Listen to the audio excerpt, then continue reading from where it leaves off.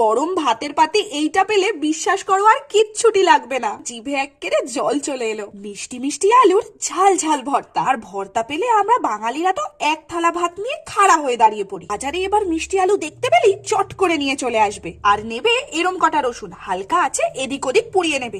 এরম মোটা মোটা লঙ্কা পেলে তো আরো ভালো হয়। চুলার আছে এটাকেও পুড়িয়ে নিলাম। তবে মিষ্টি আলুগুলোকে কিন্তু সময় নিয়ে আগুনে এপিট ওপিট করে পোড়াতে হবে, যাতে ভেতর থেকে আলুটা ভালো মতো সিদ্ধ হয়ে যায়। এগুলোকে নিয়ে জল ঢেলে আলু, রসুন আর লঙ্কার গায়ের যে পোড়া অংশগুলোকে একটু ছাড়িয়ে নেব। এগুলোকে যতক্ষণে চটকে মাখছি ততক্ষণ কড়াইতে সর্ষের তেল দিয়ে কিছুটা পেঁয়াজ ভাজা ভাজা করে নিলাম। যদি এরম পুইমিটুলি পাও দিয়ে দিও, এতে কিন্তু খুব মিষ্টি একখানা রং আসবে। এটাকে মাখা আলুর মধ্যে দিয়ে সবটাকে মিশিয়ে ভালো করে মেখে নিলেই রেডি আমাদের মিষ্টি আলুর ঝাল ঝাল ভর্তা। মিকি মিনি ডোনাল্ড তো খেয়েই বললো অপূর্ব। লাইক বাটনে এই মিষ্টি আলু ভর্তার ঝড় তুলে হেসেলবাজকে সাবস্ক্রাইব করতে ভুলো না কিন্তু।